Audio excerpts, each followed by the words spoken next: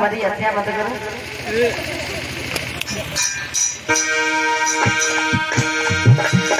जिस व्यक्ति को पकड़ता है उसे खत्म कर देता है और उसकी एक उंगली को काट करके अपनी माला में पिरोता चला जाता है।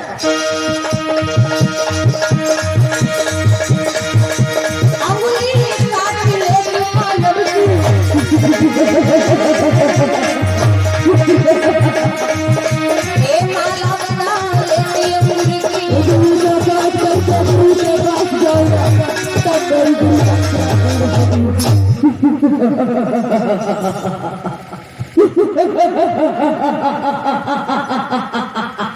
की 1000 वाड़ियों का वध करके जाऊंगा।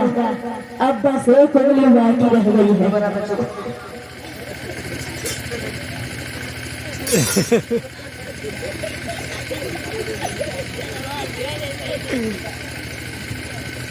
अब तो ना देखो हमारी चर्चा में कुछ बैठी है।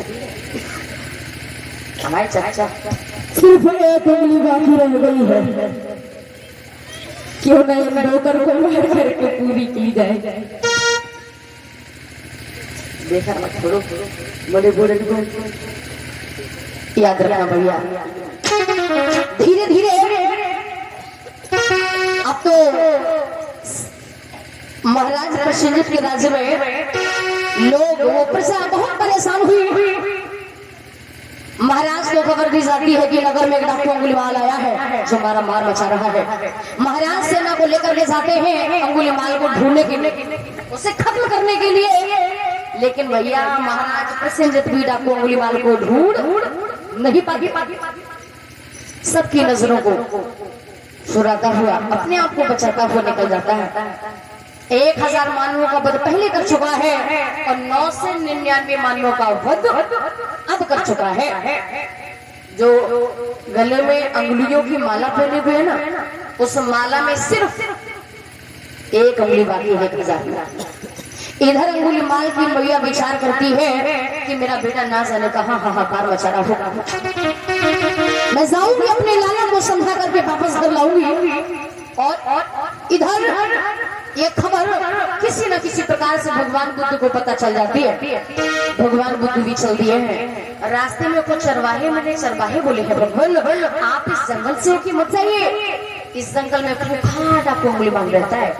आप तो बड़े दयालु हैं, आप तो बड़े दयावान हैं। अगर कहीं अंगुलीमाल ने आपको देख लिया तो वो आपको खत्म कर देगा, मार देगा। इसलिए आप इस जंगल से होके मत जाइए। लेकिन भगवान बुद्ध ने कहा अरे नहीं उपासक, मैं उस डाकू अंगुलीमाल से ही मिलने जा रहा हूँ। आखिर मैं भी तो देखूं कि वो कितना खूंखार है, कितना खूंखार है। चल दिया।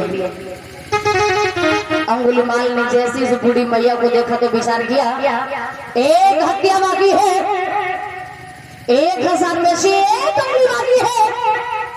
और क्यों ना ये सामने से बुढ़िया चली आ रही है, इस बुढ़िया को मारने के बाद उस उंगली को पूर्ण किया जाए। जैसे उस मैया को मारने के लिए आगे बढ़ता है तब तक उस अंगुलीमाल को भगवान बुद्ध दिखाई पड़े। तो अंगुलीमाल ने विचार किया इस बुढ़िया को छोड़ो, ये जो सामने से साधु चला रहा है क्यों ना इस साधु को मारने के बाद उस उंगली को पूर्ण किया जाए। एकदम से आवाज लगाने लगा साधु खड़ा हो जा, साधु खड़ा हो जा। भगवान बुद्ध कहने लगे अंगुलीमाल मैं तो खड़ा हूँ, तू कब खड़ा होगा? मैं तो अंगुलीमाल तुम्हारे ही इंतजार में आया, तुम्हें ही खोज रहा था। मैंने तो तुम्हारा बड़ा नाम सुना है। अंगुलीमाल कहने लगा कौन नहीं जानता मुझे, कौन नहीं जानता है मुझे। ए साधु तुझे मारने के बाद उस उंगली को पूर्ण करना है। तो भगवान बुद्ध ने कहा अंगुलीमाल मरने से डरता नहीं हूँ। इस दुनिया में जो आया है, जिसने भी जन्म लिया है, जन्म है तो मृत्यु तो सत्य है, फिर मरने से डरना क्या? अब ध्यान देंगे भगवान बुद्ध किस प्रकार से सिद्धार्थ अंगुलीमाल को समझाने का काम करते हैं। कहा मरने से डरता नहीं, जो आया उसे तो जाना ही है, तो मरने से डरना क्या? बोले मैंने तुम्हारा बड़ा नाम सुना है, लेकिन तब तक अंगुलीमाल एकदम से भगवान बुद्ध को मारने के लिए तलवार चलाता है। जब तथागत ने कहा मरने से डरना क्या, तो याद रखना अंगुलीमाल को एकदम से अंदर से झटका लगा, वो तलवार को आगे नहीं बढ़ा पाया, तलवार को वापस किया। सोचने लगा ये तो बड़ा कोई अद्भुत चमत्कारी शादी है, इसे मरने से डर ही नहीं। भगवान बुद्ध ने कहा अंगुलीमाल रुके हुए, क्या हुआ? बोले मुझे खुद समझ में नहीं आ रहा है कि मुझे क्या हो गया। भगवान बुद्ध ने कहा अंगुलीमाल मैंने तुम्हारा बड़ा नाम सुना है, बड़े शक्तिशाली हो, बड़े पावरफुल हो, बड़े ताकतवर हो। बोले और क्या? तो तथागत ने कहा अंगुलीमाल एक काम कर सकते हो। बोले बताइए। कहा जो ये सामने चट्टान दिखाई दे रही है, क्या इस चट्टान को तुम तोड़ सकते हो?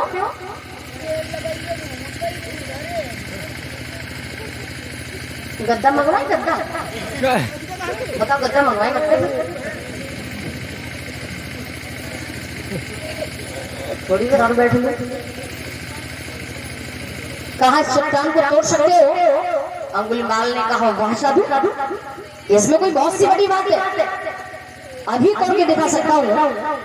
अंगुलीमाल ने भाई इस प्रकार से खींच के पैर जमाया, उस चट्टान को एक ही बार में तोड़ दिया। तथागत ने कहा वाह वाह वाह अंगुलीमाल, तुम तो सच में बड़े शक्तिशाली हो। बोले काम और कर सकते हो? देखिए उनका समझाने का तरीका। बोले बताइए। कहा जो ये सामने वृक्ष दिखाई दे रहा है, क्या इस वृक्ष से तो डाली से पत्ता तोड़ के ला सकते हो? ले साधु ज्यादा चालाक मत बनो, मतलब मैं जब तक वहां से पत्ता तोड़ने के लिए जाऊं और तब तक तुम यहाँ से 9 दो 11 हो जाओ, मौका पाओ और भाग जाओ। भगवान बुद्ध ने कहा अंगुलीमाल मैं यहीं खड़ा हूं, क्यों परेशान, और मैं यहीं खड़ा मिलूंगा। अब यहाँ भैया एक सोचने का विषय, जो व्यक्ति लगभग 1999 लोगों को मार चुका है, मतलब 2000 में एक कम, जो व्यक्ति 2000 में एक व्यक्ति कम इतने लोगों को मार चुका हो, अगर भगवान बुद्ध चाहते तो उसे मार सकते थे, मार देते तो क्या कोई दिक्कत थी? कोई दिक्कत नहीं। लेकिन भगवान बुद्ध ने मारा क्यों नहीं? अगर भगवान बुद्ध अंगुलीमाल को मार देते ना, तो फिर भगवान बुद्ध और अन्य भगवानों में कोई फर्क नहीं रह जाता। शंभु ऋषि जी तपस्या कर रहे थे, कहीं तो प्रमाण मिलता है कि अपने शिष्यों को शिक्षा का दान दे रहे थे। शिक्षा का दान देने के कारण ही उनका वध कर दिया गया। यहाँ बहन सूपड़ खाने के बल इतना दे दिया कि आप देखने में बड़े सुंदर लग रहे हैं, इतना भी बड़ा कौन सा गुना था? इतने पर ही नाक और कान काट लिया, वो भी भगवान। एक भगवान को चच्चा कहते ना,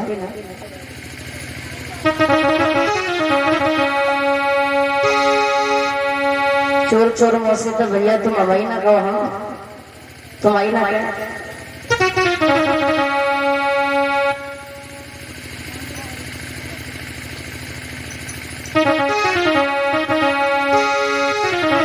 एक भगवान हो, गोपियां स्नान कर रही थी, वस्त्रों को बाहर उतार के रखी, लेकिन भगवान जी सीधी ले गए। वस्त्र मांगे तो कहा सरोवर से बाहर निकल के आइए। अरे जो भगवान ने भक्त की, उपासक की, अपने शिष्य की रक्षा नहीं कर सकता है, ईश्वर को बचा नहीं सकता है, तो क्या वो भगवान हो सकता? ये निर्णय आप खुद कर सकते हैं। अब यहाँ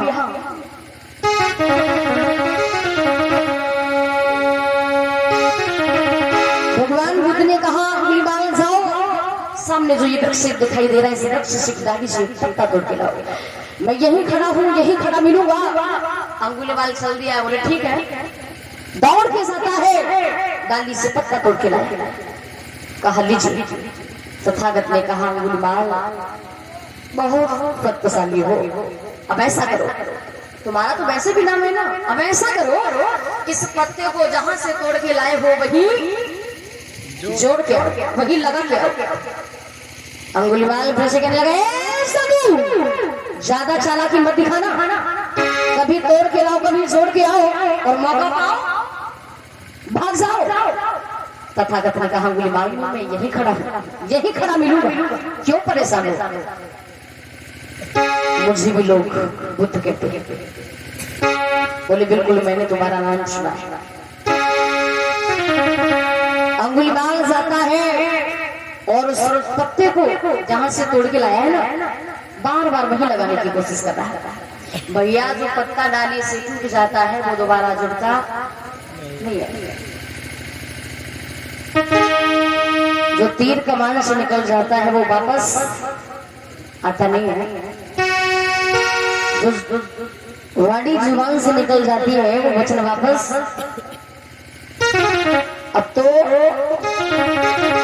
अंगुलीमाल बार बार कोशिश कर रहा है लगाने की, लेकिन जब थक गया, हार गया, परेशान हो गया तो कहने लगा, ए साधु ये मुझसे नहीं लग रहा, तुम ही आके लगा दो, मैं तो परेशान हो चुका हूँ। भगवान बुद्ध ने कहा, अंगुलीमाल जिस पत्ते को तुम जोड़ नहीं सकते हो उस पत्ते को तुम्हें तोड़ने का कोई अधिकार नहीं। अरे जिसकी रास्ते में तुम फूल नहीं बरसा सकते हो उसकी रास्ते में तुम्हें कांटे बिखेरने का कोई हक नहीं है। जिसके जीवन में तुम खुशियां नहीं दे सकते हो उसकी खुशियां छीनने का तुम्हें कोई अधिकार नहीं। अभी तक ना जाने तुमने कितनी हत्याएं कमाई और तुम मुझे मारने की बात करते हो। सुनो, जैसे ही इतना कहा अंगुलीमाल एकदम से भगवान बुद्ध के चरणों में गिर पड़ा। कहने लगा, भगवान ये सब मैं क्या सुना हूँ, अभी तक ना जाने मैंने कितनी हत्याएं कमाई है भगवान। महामुनि ने कहा, सुनो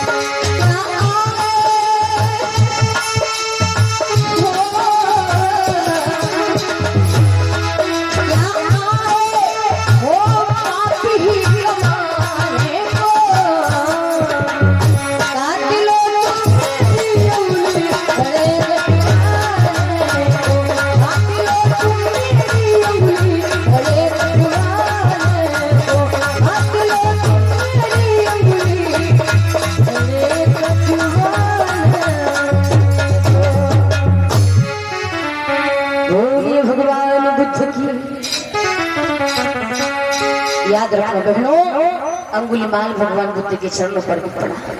कहता, भगवान मुझे माफ कर दो महामुनि, मुझसे बहुत बड़ी भूल हो गई। अंगुलीमाल से भगवान बुद्ध ने पूछा कि अंगुलीमाल क्या मैं जान सकता हूँ कि तुमने ये सब किसके कहने पर किया? अंगुलीमाल ने जब सारी दास्तां सुनाई, कहा, भगवान हमारे गुरुदेव ने गुरुदक्षिणा मांगी थी, गुरुदक्षिणा में 1000 मानवों का वध करके 1000 1000 मानवों का वध करने के बाद गया तो भी दक्षिणा पूर्ण नहीं हुई तो दोबारा भेजा, कहा ठोस प्रमाण के साथ लौट के आइए। जब वो पूरी बात को सुना तो भगवान तथागत बुद्ध ने कहा अंगुलीमाल तुम समझ नहीं पाए, तुम्हारे गुरु ने तुमसे गुरु दक्षिणा नहीं मांगी थी, बल्कि तुम्हारे गुरु ने तुमसे जान मांगी थी, लेकिन तुम किसी न किसी प्रकार से बच निकले। कहा भगवान अब मेरा कोई और सहारा नहीं है, मुझे माफ कर दो महामुनि। और इसी बीच में कुछ दान आया है, उस प्रकार है ये 50 रुपए नरेश जी सुमई से, 50 रुपए मोहित भैया कुल्लाहा से। इस कथा में दान देने बहुत बहुत साधु आचार्य मंगल हो, तथागत श्री प्रदान कर श्री मिशन की रक्षा करे श्री कामना करती हूँ। तो याद रखा बहनों, तथागत ने कहा कि माफ तो कर ही दूंगा, धर्म में प्रवर्जित तो कर ही दूंगा, पर ऐसे नहीं। इसी वेशभूषा में जाइए कहाँ नगर में, और नगर न तलवार चलाई न लाठी न डंडा, लेकिन फिर भी उस डाकू अंगुलीमाल को तथागत ने अपनी बाड़ी अपने भाव अपने विचारों से उसे समझा दिया। कौन कहता है कि बिगड़ा हुआ इंसान कभी सुधर नहीं सकता, सुधारने वाला तो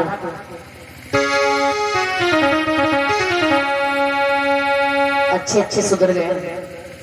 हाँ हम तो कोई चीज नहीं है।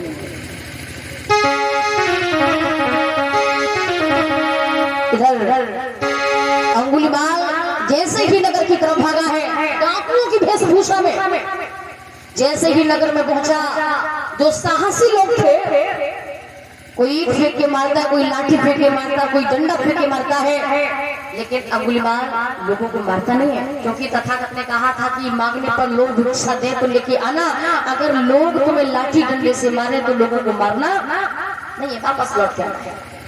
तो जो साहसी लोग थे वो मारने के लिए दौड़े, 2 हुए, 2 से 4 हुए, 4 से 8 हुए, 8 से 10 हुए, संख्या बढ़ती गई। जो कभी लड़ना भी नहीं जानते थे ना, कभी हाथ उठाना भी नहीं जानते थे, वो लोग भी अपना हाथ साफ कर रहे हैं। हाँ अब तो लोगों ने इतना पीटा इतना मारा, दर्द से कराहता हुआ तथागत के पास आया। लोगों ने बहुत पीटा है, बहुत मारा है, मांगने पर भिक्षा तो नहीं दिया मांगोनी। तथागत ने कहा क्यों, एहसास हुआ ना, मतलब खुद के लगी तो तन में और दूसरे के लगी तो घुसम में, खुद के लगी तो पीठ पे और दूसरे के लगी तो ईंट पे। समझ रहे हो ना कि दुख और दर्द क्या होता है। कहा भगवान बहुत हो गया है, माफ कर दो महामुनि, अब आप अपने धम्म में प्रवर्जित कर ले भगवान। तथागत ने कहा कि धम्म में प्रवर्जित तो कर लेंगे, धम्म में सम्मिलित तो कर लेंगे, लेकिन ऐसे नहीं, हमारे दिए हुए नियमों का पालन करना होगा, हमारे बताए हुए मार्गों पर चलना होगा। कहा भगवान आप जो बताएंगे उस मार्ग पर चल करके मैं अपने जीवन को धन्य बनाऊंगा। तो याद रखना बहनों, भगवान तथागत बुद्ध ने भिक्षु संघों को आदेश दिया है, कहीं से ले जाइए, नक केस कटवाइए, नहलवाइए धुलवाइए। तो डाकू अंगुलीमाल के नक केस कटवाए जाते हैं, नहलाने धुलवाने के बाद चीवर धारण कराया जाता है और त्रिशरण पंचशील अष्टांग को मार्ग का ज्ञान देकर के उस डाकू अंगुलीमाल को धर्म में प्रवर्जित किया जाता है। और जब बुद्ध की शरण में आता है तो भगवान बुद्ध के दिए हुए 5 सीलों में पहला सील उसके जीवन के लिए बड़ा उपयोगी माना जाता है। कहते पाणाति पाता बेर मरी सखा पदम समा गया। प्राणी हिंसा से व्रत रहने की शिक्षा ग्रहण करती हो या करता हो, वो हिंसा ही तो कर रहा था ना, हिंसा ही तो कर रहा था। और आपने हिंदी व्याकरण में एक शब्द समूह में पढ़ा होगा, जो कभी किसी की हिंसा ना करे उसे क्या कहते हैं? जो कभी किसी की हिंसा ना करने वाला उसे क्या कहते हैं? थोड़ा तेज बोलिए ना। अहिंसावाद, अहिंसक, अहिंसक। बिल्कुल बिल्कुल। तो जब वो बुद्ध की शरण में आता है तो उस डाकू अंगुलीमाल का नाम अहिंसक पड़ जाता है। बोलिए भगवान बुद्ध की, बोलिए बाबा साहिब की, पंचशील दरबार की। तो याद रखना बहनों, 1999 मानवों का वध करने वाला वो भूखा डाकू उंगलीवाल भगवान तथागत बुद्ध ने उससे भी अपनी वाणी से, अपने विचारों से, अपने भावों से, अपने ज्ञान से उसे भी समझाने का काम किया। मैं तो कहती हूँ जो भगवान एक उपासक को, एक शिष्य को क्षमा का दान नहीं दे सकता है, जो माफ नहीं कर सकता है, तो मैं समझती हूँ भैया यहाँ भक्त और भगवान में फिर कोई फर्क नहीं रह जाता है। गुरु और शिष्य में कोई अंतर नहीं रह जाता है। अगर सामने वाला गाली दे रहा है और मैंने भी उसी की भाषा में उसको गाली देना शुरू कर दिया, तो मैं पूछती हूँ मास्टर साहब उसमें और मुझ में कोई फर्क रहेगा भैया? कोई फर्क नहीं रहेगा। अच्छे के साथ अच्छा बने, लेकिन बुरे के साथ बुरा मत बने। और ये